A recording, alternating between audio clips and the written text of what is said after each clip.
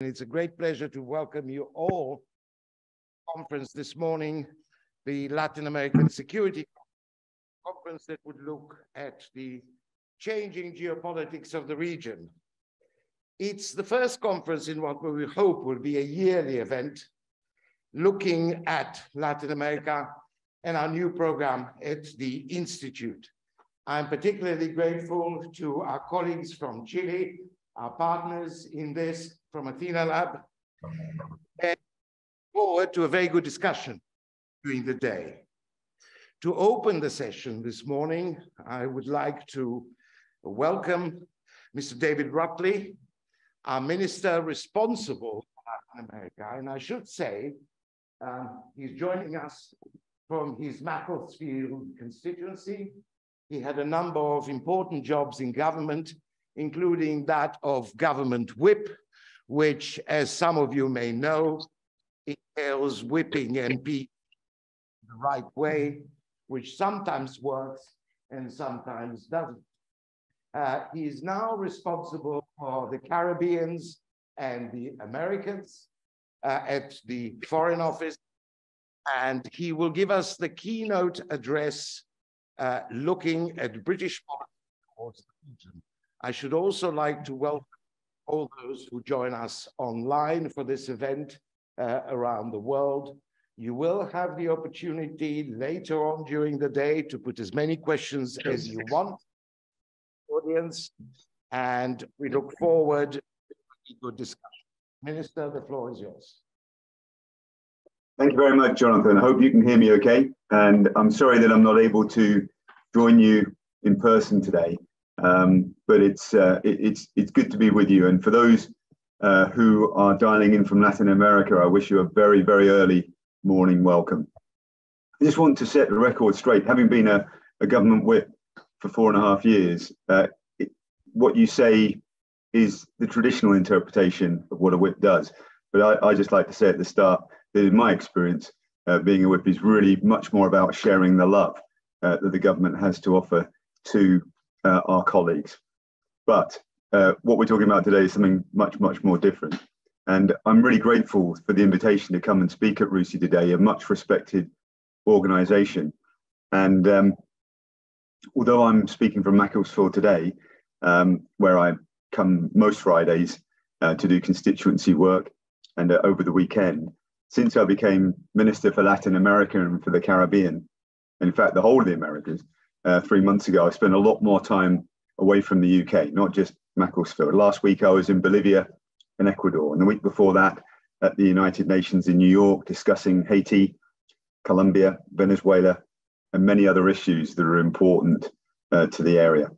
Before Christmas, I was in the Dominican Republic and Panama and Colombia, and again, I'll be back on the road over the weeks ahead. Because to me, there's absolutely no substitute for meeting my counterparts and talking to a wide range of people, seeing the differences our overseas missions can make, both for the UK and for our partners, and in fostering our shared values and priorities. The beauty and vitality of each of the countries I visited has been plain to see, and so too is their potential and very clear promise. Latin America is home to more than 660 million people. That's nearly 1/10 of the world's population, and has a combined GDP of almost $6 trillion. It has 1/4 of the world's forests, 1/4 of the world's cultivatable land, and almost 2/3 of the world's lithium reserves. And the list, Jonathan, just goes on and on. In short, Latin America is big, and it really matters. It has immense resources and clear potential. And of course, it also has challenges.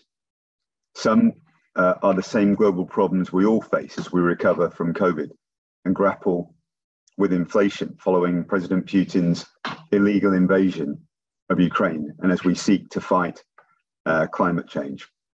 But the region also has the greatest disparities globally between the rich and the poor.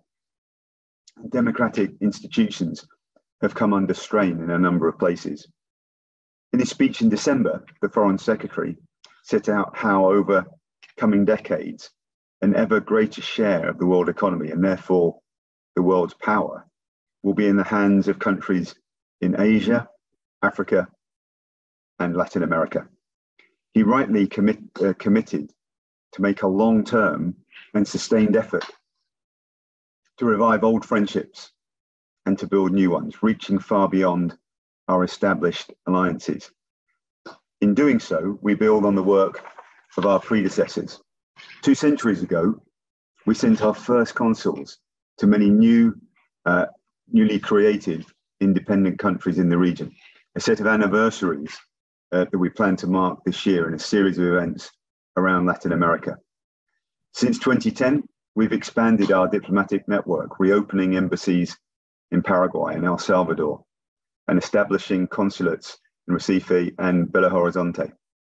Together with countries in the region, we face a rapidly growing set of global challenges and opportunities, from climate to commerce and from security through to science. And our shared values and shared interests mean that we have many natural partners in the region, including on many aspects of security that you'll be discussing through today in what looks like a very interesting agenda. And I look forward to seeing readouts from the conversations you have and keeping this relationship and dialogue going. Turning firstly to geopolitics, earlier this month, I spoke at the UN Security Council meeting on the rule of law. I underlined the importance of the international community coming together to uphold the UN Charter in the face of Russia's invasion of Ukraine.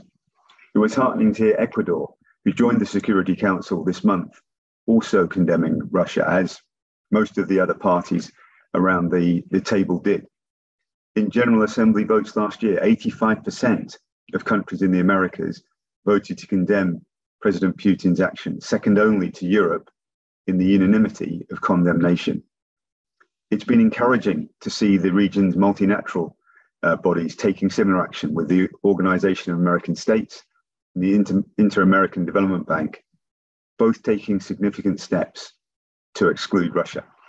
Although Ukraine is many thousands of kilometers away, Latin America is suffering from the fallout of Putin's war in terms of higher energy, food, and fertilizer prices.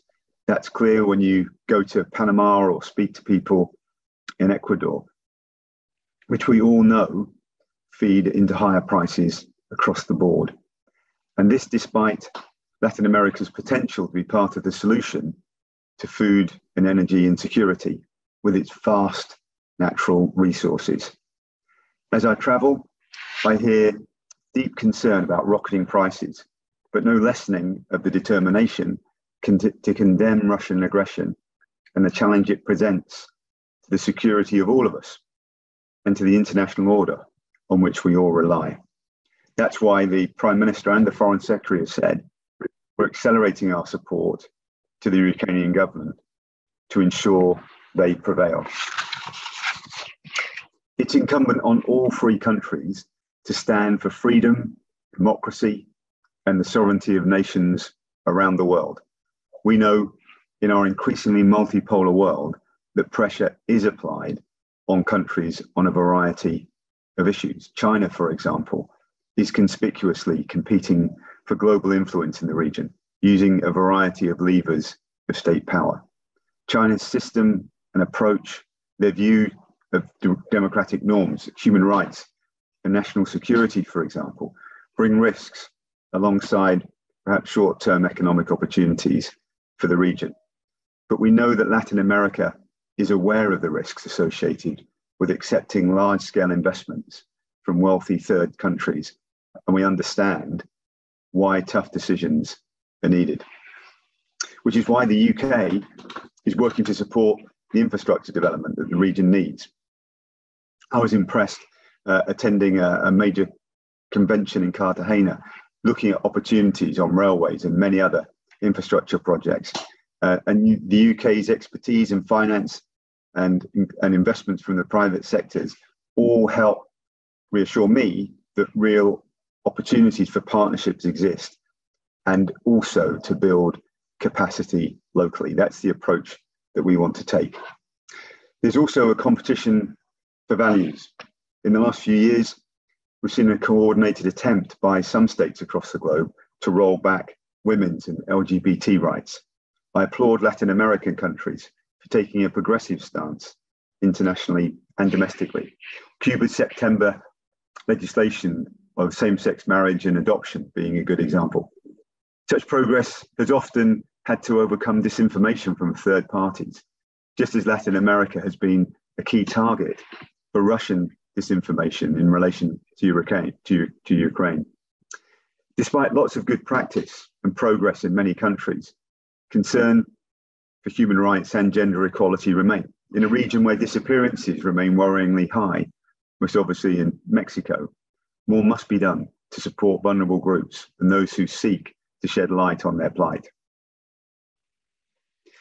Global events last year served to remind us all how strongly economic security and national security are linked, which is why the UK government works to expand free and fair trade and to build links between the UK and foreign businesses, innovators and scientists.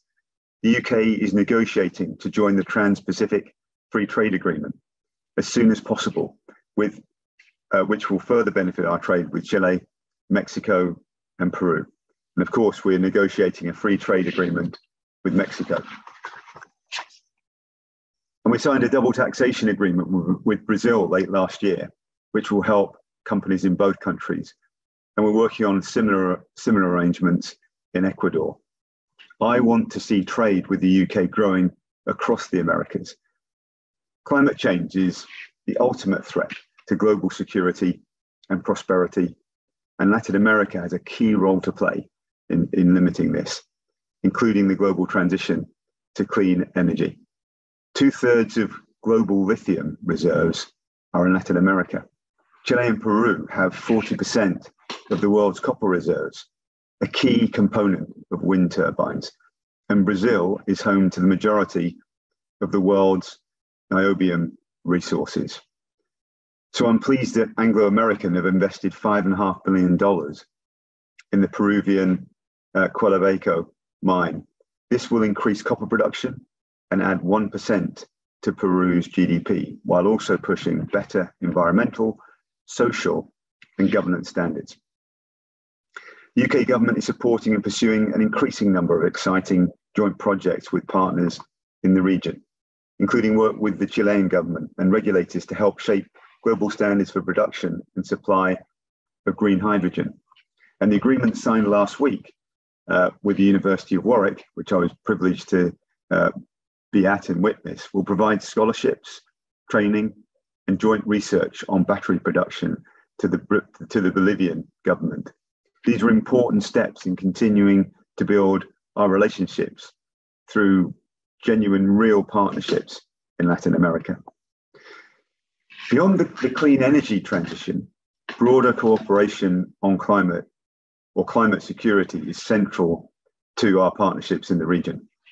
Since 2011, Colombia has been one of the largest recipients of UK international climate finance, which has helped protect one of the world's most biodiverse countries, tackle environmental crime and associated violence, as well as develop sustainable and inclusive economies in conflict-affected areas.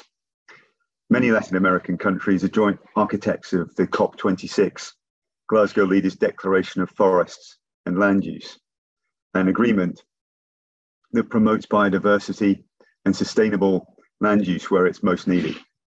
Ensuring that forests and the indigenous people and local communities who live there are protected is a huge challenge, but it's also hugely important.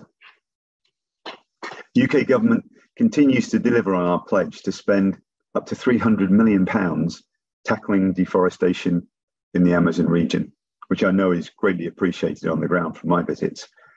We're contributing $100 million to the Biodiverse Landscape Fund in Honduras and Guatemala and other countries. And we help fund CEMAR, the Eastern Tropical Pacific Marine Corridor, with Blue Planet funds. President Lula's return offers an opportunity to deepen our relationship with Brazil on climate change, as well as on trade and development, security, and other shared priorities. In 2023, Brazil has a seat on the Security Council and will assume the G20 presidency next year. It has also launched a bid to host COP 2030 in the Amazon in 2025. President Lula has an ambitious program to deliver a green and inclusive economic transition for Brazil, which would have clear benefits for the UK and, of course, the world. As a leader in green finance, we're working to mobilize private investment and to align our existing ODA funding on climate and nature with President Lula's green and inclusive economic transformation agenda, which has keeping forests standing at its heart. And I was delighted that Therese Coffey, our Environment Secretary of State, was able to visit Brazil around the inauguration. I think that made an important statement about our commitment in that environmental space and in tackling climate change. Healthy democracy with institutions that are responsive to people's needs is another insurance policy against insecurity. There's been well-publicized constitutional unrest in Peru and Brazil, and we've been vocal in our support for democratic principles and the constitutional order. We're also steadfast supporters of those who bravely defend democratic principles in Cuba, Venezuela, and in Nicaragua. Talking of democracy, it's important to mention the Falklands. The Falkland Islanders, like everyone else, deserve the freedom to decide their own future in political, cultural, economic, and development terms. The people of the Falkland Islands have made very clear, most comprehensively in the 2013 referendum, that they wish to maintain their current relationship with the United Kingdom, as is their absolute right. The UK will continue to support the islanders' right of self-determination as firmly as we have done to date, and the principle is one that deserves wide international support. Where democratic institutions fail, it's often voices of freedom and the most vulnerable who suffer the consequences most acutely. In Nicaragua, repression is increasing. In energy-rich Venezuela, the World Food Programme estimates that there are currently 5.8 million people in need of humanitarian assistance. Millions have been forced to flee the countries as refugees, putting a huge strain on very generous neighbours. We continue to encourage all parties to do everything necessary to return to democracy in Venezuela and to hold free, fair presidential elections in 2024 in accordance with international democratic standards. Organised crime, fueled in large part by the production and trafficking of illegal drugs, continues to blight the region, feeding corruption, corroding institutions, and damaging the environment through deforestation and illegal mining. Last week, I saw how equipment donated by the UK helps protect Ecuador's Special Mobile Anti-Narcotics Unit, an investment that helps limit the drugs heading for our shores and onto our streets. And in the UN earlier this month, we won support for the latest UK-led Security Council resolution backing the Colombian peace process. There's still a long way to go to end the violence and criminality that's plagued Colombia for so long, but the 2016 peace agreement between the government and the FARC shows what can be achieved with determination and leadership on all sides. I think that's a fantastic example and an important case study for us all.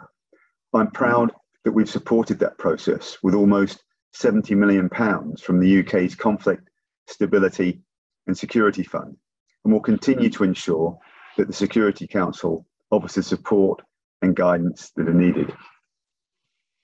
We're also working with partners in the region to make cyberspace an open and secure engine of knowledge and growth, shaping the international governance of cyberspace in accordance with our shared values. In the last 3 years alone, the UK has funded cyber capacity building for over a dozen countries in Latin America and the Caribbean, from promoting initiatives around women in cyber in Argentina, helping Uruguay carry out a national cyber risk assessment, to signing a cyber memorandum of understanding with Brazil. This is another priority as we work for greater security in Latin America. To conclude, security is multifaceted, and the threats to it are constantly evolving. The government has committed to intensify our work with partners in Latin America to strengthen international peace and security, to bolster economic and climate security, and to support the democratic institutions and the associated shared values that underpin national security. I look forward to discussing this work with you and continuing this dialogue going forward. And at this point, I'll hand back to Jonathan. Thank you very much. Thank you, Minister. I know that you've got to go to other jobs later on today, and that your time is restricted. I wonder if you wouldn't mind answering perhaps just a number of questions. We have, of course, in the audience, a number of people in the Foreign Office responsible for the day-to-day activities. But I wanted to ask you, you mentioned a sort of a very distinguished history going back 200 years of relationship with Latin America. You also mentioned the opening of a consulate in Recife, or reopening of a consulate in Recife. I remember the city full of buildings of various banks. All of them used to be owned by British investment companies, all now transformed into something completely different.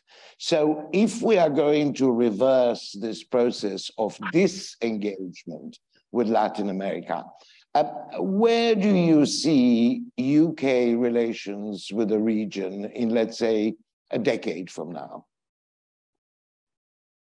Yeah, that's a very important question. For the UK, for the countries themselves, and Latin America as a whole. And what I'll try and do, given the focus of today's conference and meeting around security, couch it in those terms. I think if we get it right and we move on progressively with these relationships, I think what we'll see is that there'll be security of values. So both in terms of political, human rights, and other values.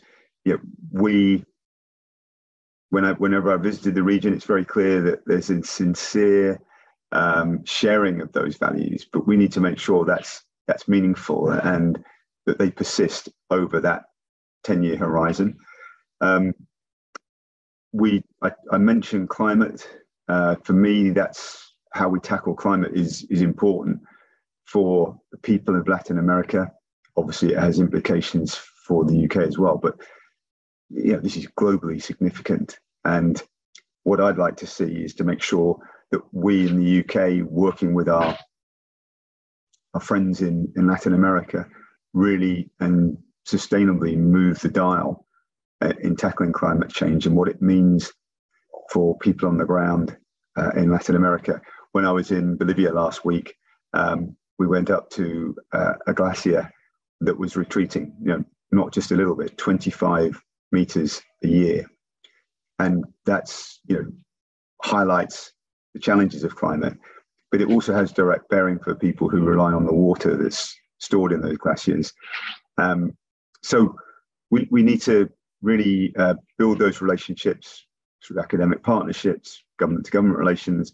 And what I'm pleased about in that relationship is that our colleagues at DEFRA are very well respected and are seen to be strong partners in that challenge as well. But having come from the world of business and you talking about banks having been in Brazil and changing face of how things work, I mean, that's obviously on the back of global and technological change. But I really believe that there are huge opportunities to realize the potential working together for economic trade and also support in infrastructure as well. When I was in Cartagena in Colombia a few weeks ago, before Christmas, I was bowled over by the interest in an infrastructure convention that was there. And the UK, back in the day, helped to establish many of the railways in much of Latin America. And with our expertise now, we hope that we can be part of re-establishing the importance of railways in infrastructure terms, in trade terms, over the years ahead. So I think there are lots of opportunities. We need to just now show that commitment and push that through. Thank you. Now, our Latin American colleagues, our colleagues from the region in the audience, will obviously speak for themselves, but I think I'd probably sort of sum up what would be their opinion, which is that the British policy and engagement with the region sort of ebbed and flowed through the ages. And then whenever we find a crisis, we tend to forget about the region and only rediscover it later on.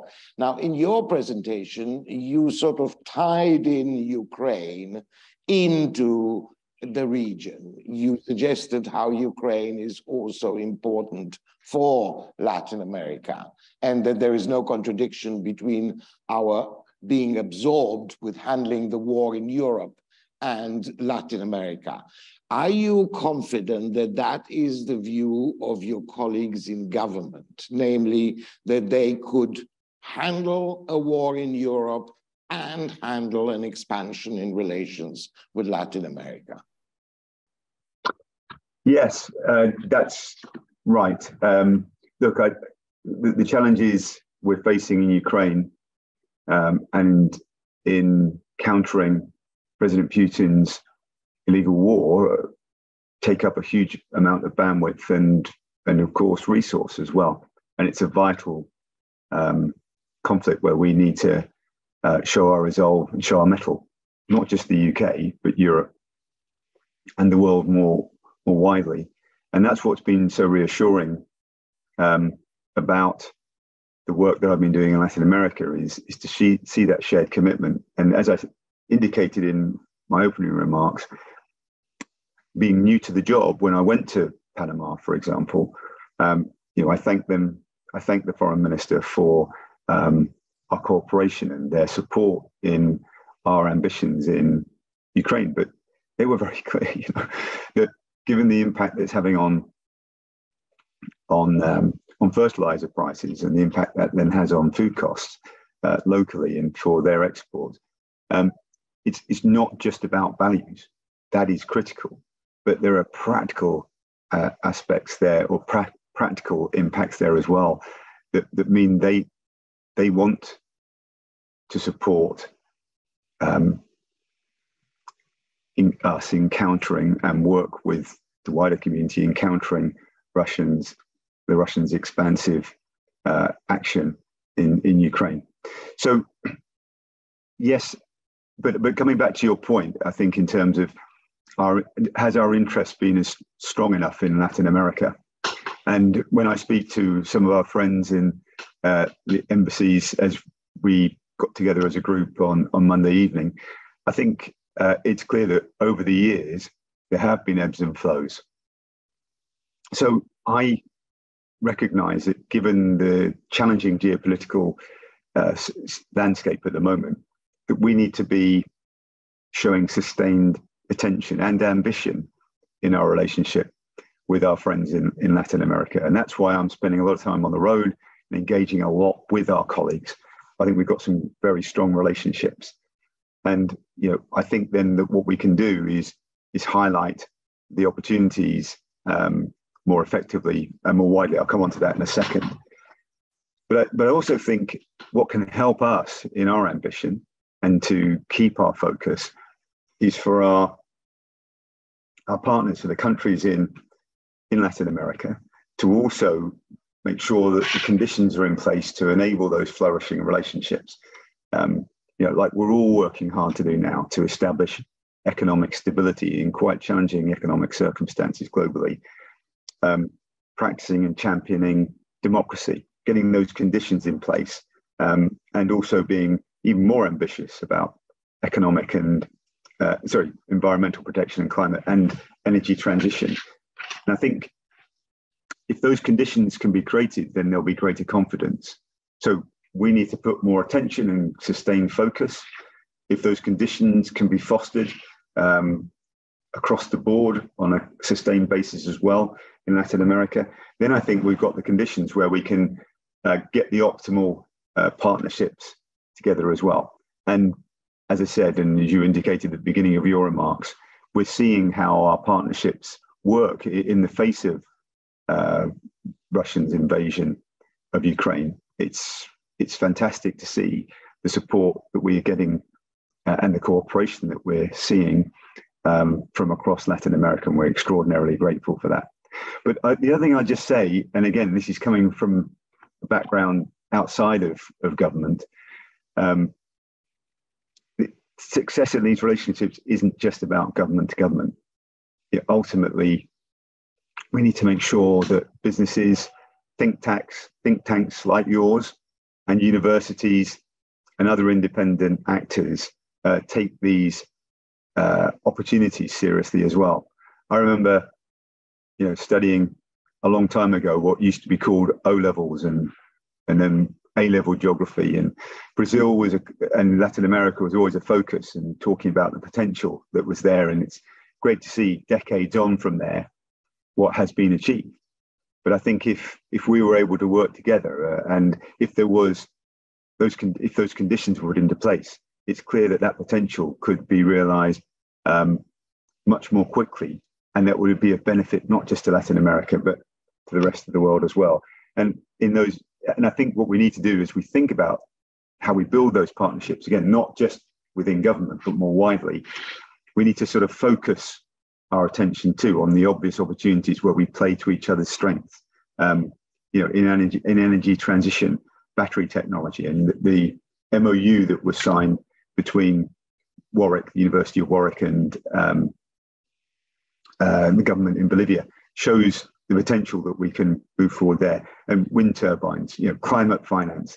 These are just a few of the areas, and how we can help with infrastructure, where there are obvious areas where we can focus. So rather than trying to spray attention, let's focus on where our strengths play together to have maximum effect for both parties, the UK and countries in Latin America. Thank you, Minister. Just if I may, one very final and short, brief question. We talked about our own challenges, the potential for neglect, the need for attention. But having traveled extensively in the region over the last few months, as you mentioned, do you see any other obstacles to UK's relations with the region? Any other obstacles that go beyond those we have listed, that our internal obstacles? Yeah, thank you. There are, I think, some external challenges as well. I've highlighted the importance and the threats to values. We have to be vigilant. Those democratic institutions need to be front and center. But it's also clear that there are some countries with real power and influence that would like to see the unpicking of those value systems that go to the heart of who we all are in this room, from the UK and from Latin America. And we need to be cognizant of that. That's certainly been reflected in our integrated review. And I know that our friends, our partners in Latin America are aware of some of those challenges too. And the other threat, I think, is, from within, around serious organized crime, which, as I said in my opening remarks, have got implications for disruption and real challenges that are caused or can be caused in some of the countries in Latin America. But those challenges then flow onto the streets of the United Kingdom. So I'm pleased to see the cooperation that we have in place to tackle serious organized crime in many countries, and the degree of work that we do together to tackle that common threat. But I think it is a particular challenge. I think the other area that I'd just highlight as well is that we need to maintain our focus. I mentioned this previously before, but I just want to say it again, because there are other geopolitical forces, there are other state actors, and as I've said, non-state actors that can course, challenges here. But what we need to do is to make sure that we continue to keep the spotlight on these important relationships, and we'll do that. And I think the other area that could cause challenges is if we don't keep the focus on climate, and if we see backward steps being taken. You know, look, COP26 drew a very clear line in the sand, and it was incredible to see the influence that Latin American countries had in helping to shape COP26. But we have to just keep very, very diligent on that, because if we get that wrong, then that will cause all sorts of long-term social and economic costs, not just in Latin America, but across the world as well. And it will distract us from being able to achieve some of the other trade opportunities or investment opportunities, because we'll be having to literally fight fires. When I think if we can continue to have a sustained plan in tackling climate, then it will enable us to think beyond that and think about how we can help establish these other opportunities that we see before us, which I personally find incredibly exciting. And, you know, I look forward over the months ahead to continuing to work with our ambassadors locally. I know some of them are in the audience with you, and I send my best wishes to them. But I also look forward to working in country in Latin America, because, you know, it's extraordinarily exciting, the opportunities I see there. And you certainly got my commitment to keep that focus on building the relationships and realizing the potential that's before us. Thank you. Thank you very much, Minister. Thank you for highlighting an area that is very often not mentioned, that actually in terms of political and moral values, we share a great deal with the region. And the crisis over the last year in Ukraine, at least as it manifested itself in international institutions like the UN General Assembly, for instance, indicated very clearly how much we do share in common when it comes to international values. I think the minister was quite clear about some of the challenges facing us, but I think he was also quite adamant that these are perfectly addressable and fixable challenges, provided we maintain a level of attention. Our friends in the Foreign Office discussed with us, we tried to look in the past how many statements of this kind have been made, and it appears that a comprehensive ministerial statement on our policy on the Latin American region has not been made for, how should we put it politely, a number of years.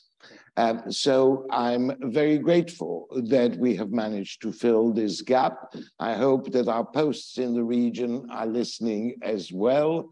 I know that there is a high level of commitment to the engagement. I know that there's also sometimes a bit of cynicism about how far we could go, but I can assure you, having discussed it with people in the Foreign Office, that the commitment is genuine and it remains profound.